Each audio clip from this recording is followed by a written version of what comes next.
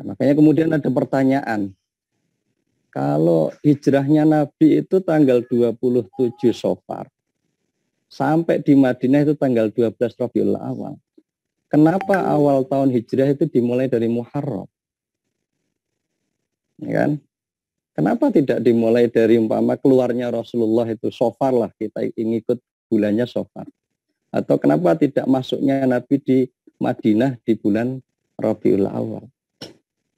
Nah, ini pertanyaan besar yang sebenarnya sangat dalam sekali maknanya nanti, yang kadang kurang begitu diperhatikan. Khalifah Umar Ibnul Khattab yang menetapkan awal bulan Hijriyah itu melalui Muharram itu dengan pertimbangan yang luar biasa. Memang ada permusyawarahan pada masa itu, dan kesimpulan akhirnya awal bulan Muharram itu dimulai, awal bulan Hijrah itu dimulai bulan Muharram. Awal tahun Hijrah itu dimulai bulan Muharram. Nah, ini kemudian hikmahnya apa? Imam Ibnu Hajar Al-Asqalani dalam kitab Fathul Bari itu mengatakan berkeputusan untuk melakukan hijrah itu di bulan Muharram. Kemudian menyusun rancangan, rencana, strategi, dan kemudian baru bisa dilaksanakan pada tanggal 27 Safar, melakukan perjalanan selama 15 hari. Nah, dari sini ini pelajaran penting yang bisa kita ambil adalah bahwa sahabat Umar Ibnul Khattab dan juga sahabat-sahabat yang lain menganggap dan menilai bahwa yang penting adalah awal keberanian mengambil keputusan dengan berbagai macam resiko nanti yang akan dihadapi. Bisa kita bayangkan, Nabi Muhammad dan para sahabat sudah tinggal di Mekah, sudah punya properti yang banyak sekali. Sudah banyak ikatan jaringan, koneksi yang banyak, tapi kemudian ditinggalkan begitu saja menuju satu tempat yang tidak tahu nanti di sana itu tinggal di mana dan seperti apa. Itu kan suatu keputusan yang maha berat. Dan itu dilakukan Nabi pasca Dzulhijjah, setelah Bai'ah Aqabah kedua, kemudian di Muharram itu Nabi memutuskan. Dan ini menjadi satu pelajaran penting bagi kita semua, bahwa ibtidaul azm itu sangat penting dalam kehidupan.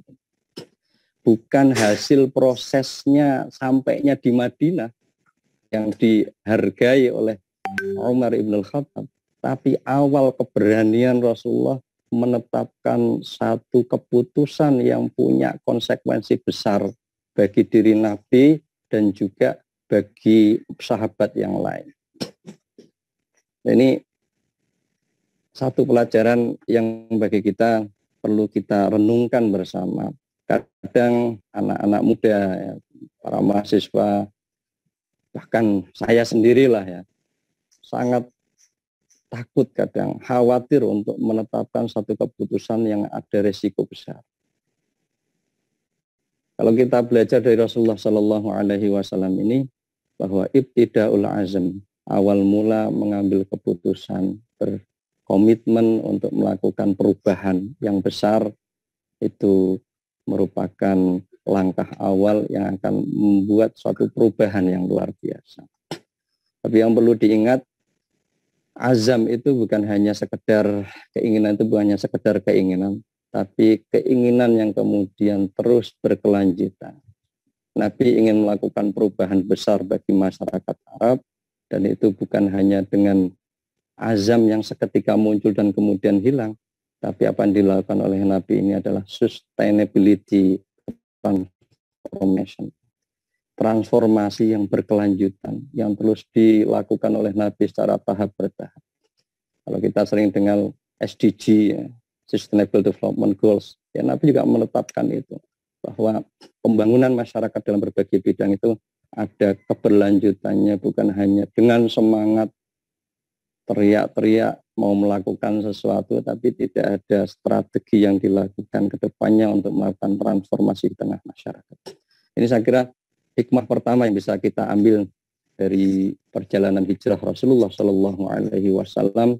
Mengapa bulan Muharram itu dijadikan awal perhitungan dalam tahun Hijriah, bukan sofarnya ketika Rasulullah keluar rumah, atau bukan Rabiul awalnya ketika Rasulullah Shallallahu Alaihi Wasallam sampai ke Madinah.